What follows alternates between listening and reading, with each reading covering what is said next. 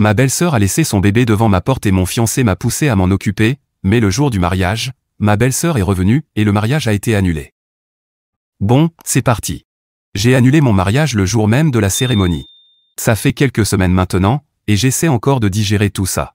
J'ai besoin d'en parler, de vider mon sac, et de savoir si ma réaction était excessive ou si n'importe qui à ma place aurait fait la même chose. Moi, 34 ans, femme, j'étais fiancée à Jared, 34 ans, homme, et dans l'ensemble, tout allait bien. On était ensemble depuis plusieurs années, et même si on avait nos hauts et nos bas comme tout couple, je pensais sincèrement qu'on formait une équipe solide. On préparait le mariage depuis un moment, et même si le stress me rongeait, j'étais quand même excité. Je me disais qu'une fois mariés, on pourrait à nouveau se concentrer sur nous. Et puis il y a Sandra, 38 ans, la sœur de Jared. J'ai toujours eu un mauvais pressentiment à son sujet. C'est le genre de personne toujours mêlée à des drames.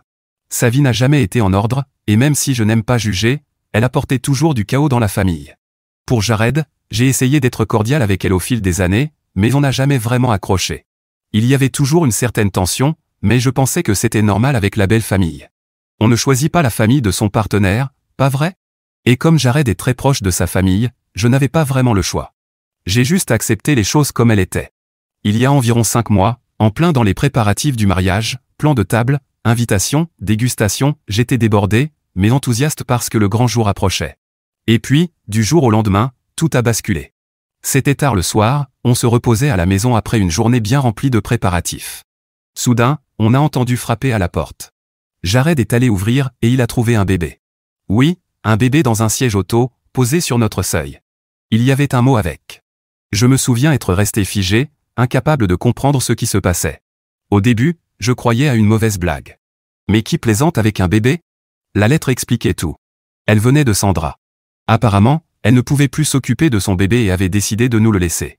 Aucun avertissement, aucune demande pour savoir si on était d'accord, elle a juste déposé son bébé de 6 mois chez nous avec une lettre demandant qu'on prenne le relais parce qu'elle n'en pouvait plus. On était à quelques jours de notre mariage, et tout à coup, on était censé devenir parents. Jared, lui, a réagi très différemment. Il a immédiatement dit « on doit faire ce qui est juste ». Il répétait qu'on ne pouvait pas abandonner ce bébé, que quelqu'un dans la famille devait se montrer responsable. Je comprends, vraiment, mais ce n'était pas notre enfant. On n'avait jamais consenti à ça, et j'avais l'impression que Sandra nous avait balancé ses problèmes dans les bras pour pouvoir recommencer une vie sans enfant, pendant que nous on se retrouvait piégés avec cette énorme responsabilité. Je n'étais même pas prête à avoir un enfant moi-même. Je ne voulais pas passer pour une sans-cœur, je savais que le bébé n'y était pour rien, mais je n'étais pas préparée à devenir maman du jour au lendemain, surtout en plein chaos de mariage. C'était trop, et je l'ai dit à Jared. Mais il insistait en disant qu'on n'avait pas le choix, que ce serait temporaire, le temps que Sandra reprenne ses esprits. Je n'avais plus l'énergie de me battre, et je ne voulais pas passer pour la méchante, alors j'ai cédé. Pendant les 3 mois suivants, on est soudainement devenus parents d'un bébé qu'on n'avait jamais prévu d'avoir. Et je vous le dis, c'était un cauchemar. J'étais complètement dépassé. On n'avait aucune idée de comment s'occuper d'un bébé. Ma vie entière tournait autour des couches, des biberons et des nuits blanches. Je ne mangeais plus correctement, je ne dormais plus, et j'avais l'impression de devenir folle. Chaque fois que je pensais au mariage, j'avais envie de hurler. Je ne pouvais me concentrer sur rien d'autre que survivre à chaque jour avec ce bébé.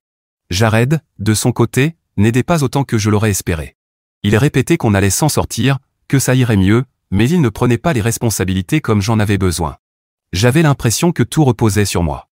Il aidait parfois, oui, mais c'était moi qui me levais la nuit, qui gérais les crises de larmes, qui nourrissait le bébé.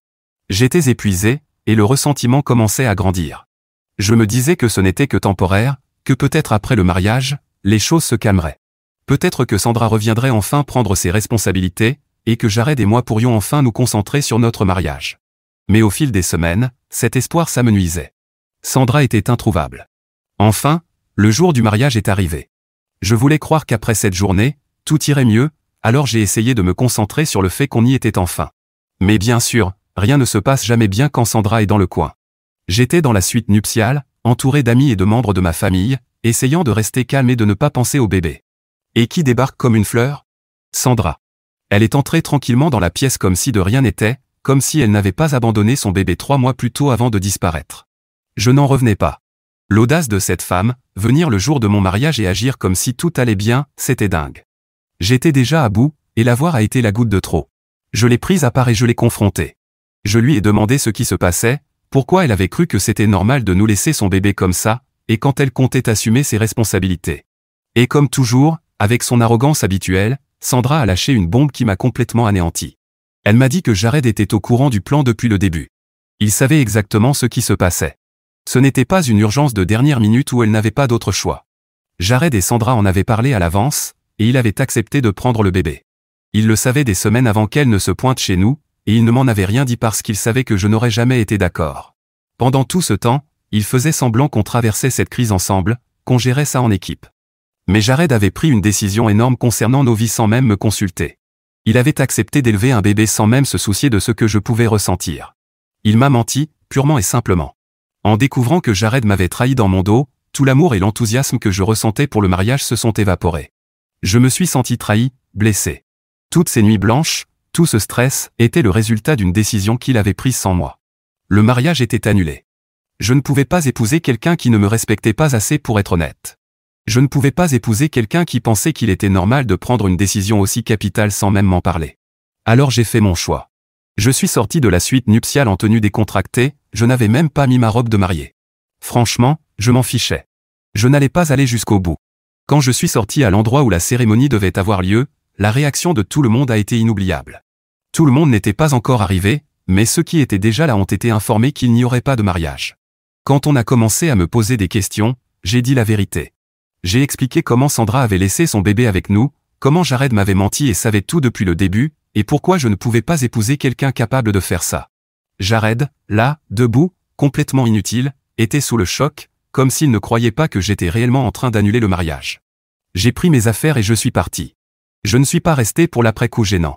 Je suis simplement monté dans ma voiture et j'ai pris la route. Je me souviens être resté assise dans ma voiture, me sentant à la fois soulagé et brisé. Ça me brisait le cœur de mettre fin à la relation, mais je savais aussi que je ne pouvais pas épouser quelqu'un en qui je n'avais plus confiance. Il peut s'occuper du bébé ou le rendre à Sandra, honnêtement, je m'en fiche, parce que j'ai déjà donné. Trop donné, en fait. Mais me voilà, à raconter tout ça à des inconnus, parce que je n'ai pas envie d'en parler à quelqu'un que je connais. Je me sens mieux en le faisant anonymement ici. Mise à jour 1. Cela fait 1 mois et demi que j'ai annulé mon mariage, alors voici ce qui s'est passé depuis. D'abord, après avoir quitté le mariage, je suis allé chez ma meilleure amie pendant quelques jours. J'étais complètement engourdi. Je crois que le choc ne s'était même pas encore installé. Pendant ces premiers jours, je n'ai pas parlé du tout à Jared. Il m'a envoyé quelques messages pour me dire qu'il voulait tout m'expliquer, mais honnêtement, je ne pouvais pas gérer ça. J'avais besoin d'espace pour réfléchir et savoir ce que je voulais. Je n'étais pas prête à entendre plus d'excuses. Ce n'était pas une petite erreur comme oublier d'acheter quelque chose, c'était un énorme mensonge. Environ 1 semaine plus tard, Jared m'a envoyé un message plus long. Il s'est excusé à nouveau et a dit qu'il voulait qu'on se voie pour discuter. Une partie de moi voulait entendre ce qu'il avait à dire, mais l'autre s'en fichait complètement. J'étais épuisé, vidé émotionnellement, et honnêtement, je ne pensais pas que quoi que ce soit qu'il dirait changerait les choses. Il m'avait déjà montré qui il était, et je n'étais pas sûr de pouvoir lui refaire confiance un jour. Finalement, j'ai accepté de le voir. Même si je n'en avais pas envie, on devait encore régler certaines choses avant de se séparer complètement. On s'est retrouvés dans un café, et tout était très gênant. Il avait l'air épuisé, et je suis sûr que je n'étais pas très fraîche non plus. On s'est assis et il a commencé à expliquer sa version. Il a dit qu'il savait que ce que Sandra avait fait était mal, mais qu'il avait senti qu'il devait intervenir parce que c'était sa sœur. Il a dit qu'il ne m'avait rien dit parce qu'il ne voulait pas m'ajouter encore plus de stress avec tous les préparatifs du mariage. Il répétait qu'il pensait que ce ne serait que temporaire et que Sandra reviendrait bientôt chercher le bébé. J'ai écouté, mais j'avais l'impression qu'il ne faisait que se trouver des excuses. Surtout le passage où il disait ne pas vouloir me stresser, alors que c'est exactement ce qu'il a fait. S'il voulait vraiment gérer ça, il aurait dû s'occuper de son neveu tout seul. Je comprends que la famille, c'est important, mais on était censé être une équipe. Il a pris une décision énorme sans moi et a attendu de moi que je l'accepte sans broncher. Ce n'était même pas vraiment à cause du bébé. C'était le fait qu'il ne m'ait pas fait assez confiance pour être honnête. Si on devait être partenaire, comment pouvait-il me mettre de côté pour quelque chose d'aussi important? Je lui ai dit ça, et il avait l'air sincèrement désolé, mais je voyais bien qu'il ne comprenait toujours pas vraiment. Il répétait qu'il pensait faire ce qu'il fallait, qu'il essayait juste de me protéger. Mais je n'avais pas besoin d'être protégé, j'avais besoin d'honnêteté. J'avais besoin de faire partie de la décision, et il m'a refusé ça. Après cette conversation, j'ai compris qu'il n'y aurait pas de retour en arrière. Même si je voulais lui pardonner, je savais que je ne pourrais jamais lui faire confiance à nouveau. Le mal était fait, et je ne voulais pas passer ma vie à me demander ce qu'il pourrait me cacher encore. Alors je lui ai dit que je ne pouvais pas continuer la relation. Il ne l'a pas bien pris, mais il ne s'est pas battu non plus. Je crois qu'il savait que c'était déjà fini. Depuis, on a eu très peu de contact. Jared s'occupe toujours du bébé, mais Sandra a de nouveau disparu. Honnêtement, je ne sais pas ce qu'il adviendra de cette situation. Une partie de moi a de la peine pour le bébé, ce n'est pas sa faute, mais en même temps, je ne peux plus me mêler de ce chaos. Je fais de mon mieux pour aller de l'avant et ne pas retomber dans ce drame. Sandra, de son côté, a complètement disparu. Jared n'a pas réussi à la joindre, et personne n'a eu de nouvelles d'elle depuis le jour où elle a ruiné mon mariage et où Jared l'a confrontée. Je n'étais pas là pour voir ce qui s'est passé, mais c'est ce qu'on m'a raconté. C'est comme si elle s'était volatilisée. Je suis toujours en colère contre elle pour avoir abandonné son enfant et s'être attendu à ce qu'on gère sa pagaille, mais je suis encore plus en colère contre Jared d'avoir laissé faire, au lieu de défendre notre couple et notre avenir. Depuis le mariage, j'ai reçu beaucoup de soutien de la part de mes amis et de ma famille. Tout le monde a été très compréhensif par rapport à ma décision. Seulement 2 personnes m'ont dit que j'aurais peut-être dû aller au bout du mariage. Mais je ne sais pas si j'aurais pu prononcer mes vœux en sachant ce que je savais. Ça aurait été un mensonge, et je ne voulais pas commencer un mariage sur une base aussi malhonnête. Je ne vais pas mentir, c'est vraiment dur. Au fond, je sais que je ne pouvais pas épouser quelqu'un en qui je n'avais plus confiance. La confiance est essentielle dans une relation, et une fois brisée, c'est très difficile à reconstruire. C'est étrange, mais d'une certaine manière, j'ai l'impression de redécouvrir qui je suis en dehors de cette relation. Pendant si longtemps, j'étais focalisé sur le fait d'être la fiancée de Jared que j'avais perdu de vue qui j'étais, moi, en tant qu'individu. Je n'aurais jamais imaginé qu'à 34 ans, je serais célibataire et que je devrais tout recommencer, mais me voilà. Mise à jour 2.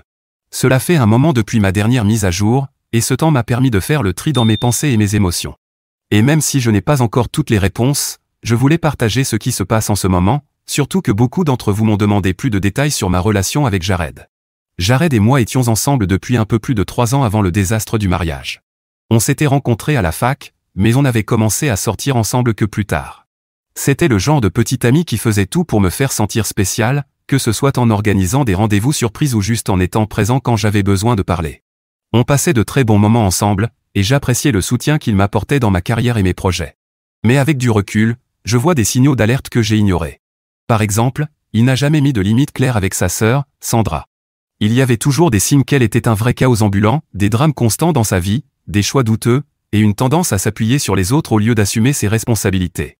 Je pensais que Jared essayait juste d'être un bon frère, alors j'évitais de le juger. Je croyais qu'il avait de bonnes intentions, et ça me semblait un petit prix à payer pour garder une certaine paix familiale. Mais jamais je n'aurais imaginé que ça dégénérerait à ce point et nous mènerait là où nous en sommes aujourd'hui. Revenons au présent, après que j'ai annulé le mariage, les choses sont restées calmes pendant un moment.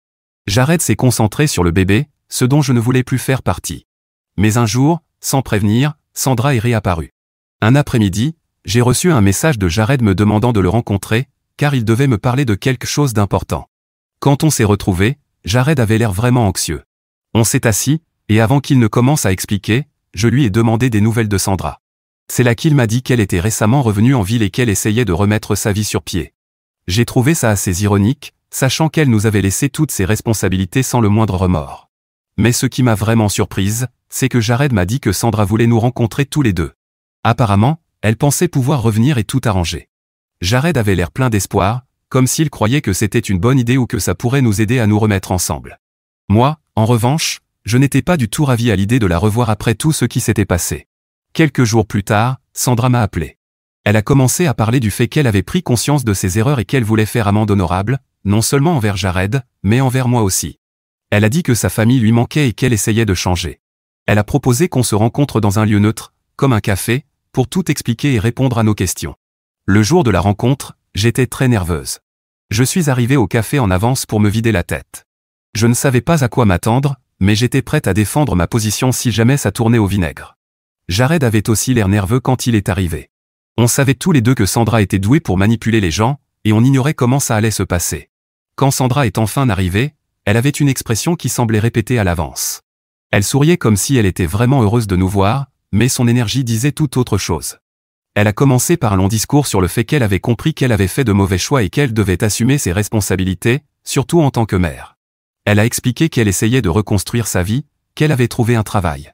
Elle a dit qu'elle logeait chez une amie pour le moment et qu'elle cherchait un logement plus stable. Mais voilà le rebondissement, elle a aussi déclaré qu'elle pensait à récupérer son bébé. Sandra a continué en disant qu'elle voulait recommencer à être une mère, petit à petit, mais qu'elle aurait besoin d'aide. Elle nous a demandé de l'aider pendant cette transition en continuant à s'occuper du bébé le temps qu'elle se remette sur pied. On aurait dit qu'elle nous refilait encore ses responsabilités, comme si les derniers mois n'avaient jamais existé. Je lui ai dit qu'elle ne pouvait pas juste revenir et s'attendre à ce qu'on laisse tout tomber à nouveau. On s'était occupé du bébé pendant des mois, et ce n'était pas juste qu'elle pense qu'on serait prêt à reprendre ce rôle simplement parce qu'elle avait décidé de réapparaître. Et surtout, c'était absurde qu'elle pense que je l'aiderais, alors que Jared et moi n'étions même plus ensemble. Mais ce qui m'a vraiment surprise, c'est la réaction de Jared, il ne m'a pas soutenu. Il est resté silencieux et a regardé Sandra, comme s'il envisageait sérieusement sa demande. Pendant que Jared réfléchissait à sa réponse, j'ai demandé à Sandra où elle avait été tout ce temps, pourquoi elle était revenue le jour du mariage, et ce qu'elle avait fait ensuite. Sandra a répondu que lorsqu'elle avait laissé le bébé avec nous, elle avait besoin de temps pour elle. Son petit ami l'avait laissée enceinte et l'avait abandonnée, alors elle avait dû tout gérer seule. Elle a dit qu'elle se sentait étouffée, alors elle est partie voyager. Je ne sais pas pourquoi je peux comprendre ça, ton copain te laisse seul avec un bébé, te ment, et tu te sens piégé sous une montagne de responsabilités. Oui, je suis ironique. La différence entre nous, c'est que ce n'était pas mon bébé, c'était le sien, et c'était sa responsabilité. Elle a aussi dit qu'elle avait voyagé et fait la fête, et qu'elle était revenue pour le mariage parce qu'il y aurait un bar ouvert et de la musique. Mais quand Jared lui a dit certaines choses pendant le mariage, elle a dû fuir de nouveau, et c'est à ce moment-là qu'elle a essayé de reprendre sa vie en main. Elle a trouvé un travail et a voulu redevenir responsable pour son bébé. Peu de temps après qu'elle ait raconté son histoire, je suis parti et je les ai laissés parler seuls. C'est bien de savoir ce qui s'est passé, mais je ne retournerai pas avec Jared, et je ne m'occuperai certainement plus jamais du bébé de quelqu'un d'autre. Mise à jour 3. Cela fait 3 mois depuis ma dernière mise à jour. J'ai complètement coupé les ponts avec Jared. J'ai emménagé dans un nouvel appartement et emporté toutes mes affaires. J'ai aussi rendu la bague de fiançailles qu'il m'avait offerte, et il n'y a plus rien qui nous relie. La dernière fois qu'on s'est vu, Jared a essayé de me convaincre de reconsidérer, disant qu'on pourrait arranger les choses ensemble. Mais je n'ai pas changé d'avis. J'ai été clair, je voulais seulement le meilleur pour lui et pour le bébé, mais je ne pouvais plus faire partie de sa vie. Nous nous sommes finalement dit au revoir. C'était doux amer. Je suis parti en me sentant à la fois soulagé et triste, mais je savais que j'avais fait ce qu'il y avait de mieux pour moi, même si c'était difficile sur le moment. Je suis sûr qu'il y aura des moments où il me manquera ou où j'aurai envie de lui écrire, mais je suis déterminé à m'en tenir à ma décision. Couper les ponts avec Jared est la meilleure chose que je puisse faire pour ma tranquillité d'esprit et mon bonheur futur. Mise à jour 4. Cette mise à jour est en partie pour répondre à certaines questions, et en partie pour partager une nouvelle, alors lisez jusqu'au bout si vous voulez savoir ce qui s'est passé avec Sandra, Jared et le bébé. Du moins ce que je sais. Certains ont demandé pourquoi mes ex-beaux-parents ne se sont pas impliqués dans la prise en charge du bébé. Je ne sais pas si j'ai une réponse complète à ça, car la seule chose que je peux dire, c'est que mes ex-beaux-parents n'en avaient rien à faire de leur petit-fils. Ils n'ont jamais été très contents du père du bébé, et dans une certaine mesure, ils avaient raison. Mais je ne comprends pas pourquoi ils ne s'en soucient pas maintenant. Je veux dire, c'est quand même leur petit-fils, même si le père s'est avéré être un type qui l'a abandonné. Tout ce que je sais, c'est que pendant les 3 mois où je me suis occupé du bébé, ils n'ont pas voulu en assumer la responsabilité, sans jamais expliquer pourquoi. Ils s'en fichaient, tout simplement. Des gens ont aussi demandé si Jared avait pris d'autres décisions comme celle-là sans m'en parler, et la vérité, c'est non. Du moins rien d'aussi important. Acheter une console de jeu ou des choses comme ça, ce n'est pas quelque chose pour lequel il a besoin de me consulter, mais ramener un bébé à la maison du jour au lendemain, si. Donc oui, annuler le mariage était certainement moins coûteux que de divorcer plus tard. Maintenant, passons au nouveau développement. Sandra ne mentait pas quand elle disait qu'elle essayait de s'améliorer pour redevenir une mère. D'après ce que j'ai pu apprendre, elle a maintenant un emploi stable et un logement. Elle a donc fait une demande pour récupérer son enfant. Jusqu'ici, tout est normal, c'est la mère du bébé. Et si elle est maintenant capable de s'en occuper, je suppose que c'est le meilleur endroit pour le bébé. Mais Jared ne voit pas les choses de cette façon. Au cours des premières semaines, lorsque Jared a rendu son neveu à Sandra, il m'a appelé. Il m'a invité à sortir, soi-disant pour voir s'il restait encore quelque chose entre nous. Mais ce n'était pas vraiment ça, il voulait juste me remplacer par le bébé. Pendant ce temps, il s'était beaucoup attaché à l'enfant et ne voulait pas le rendre à Sandra. Et comme il se sentait seul, il voulait recommencer avec moi. Bref, je n'ai jamais accepté ce rendez-vous et j'ai bloqué son numéro. Je pensais qu'on pourrait se quitter en bons termes au moins, mais je ne crois plus que ce soit possible entre nous. Mais ce qui s'est passé après, c'est là que ça devient vraiment problématique. Jared est devenu obsédé par son neveu au point d'exiger que Sandra le lui laisse. Il lui a dit qu'il avait pris soin de l'enfant plus longtemps qu'elle ne l'avait fait elle-même. Et en un sens, c'est vrai, car Sandra l'a abandonné à l'âge de 6 mois, et Jared s'en est occupé, si on inclut la période où j'étais là, pendant environ 7 ou 8 mois. Tout cela m'a été raconté par un ami commun qui est encore en contact avec lui, donc je ne connais que la version de Jared, pas celle de Sandra. Mais honnêtement, ça ne donne pas une bonne image de Jared. Cela dit, ça ne donne pas non plus une très bonne image de Sandra.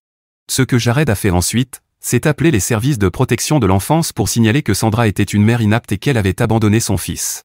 Son plan était que le bébé soit retiré à Sandra puis confié à lui. Mais comme je l'ai dit plus tôt, il semble que Sandra ait vraiment changé, car bien qu'elle ait fait une erreur par le passé, elle a maintenant prouvé qu'elle était une mère capable. Du moins, c'est ce que les services sociaux ont constaté.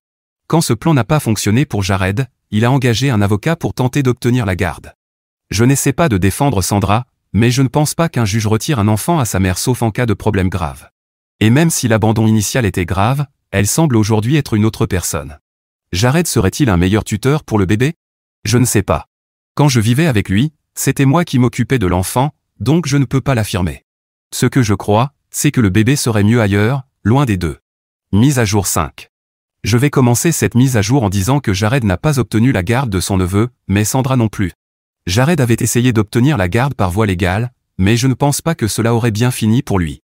Pour faire court, parce que je n'ai vraiment pas envie d'écrire davantage sur mon ex et sa sœur, surtout maintenant que je suis en couple avec quelqu'un de nouveau et que je veux tourner la page, je vais aller droit au but, le bébé est avec son père. Oui, le même homme qui l'avait abandonné. Il travaillait dans les champs pétroliers au Texas après avoir quitté son fils, et il a utilisé cela comme argument pour obtenir la garde.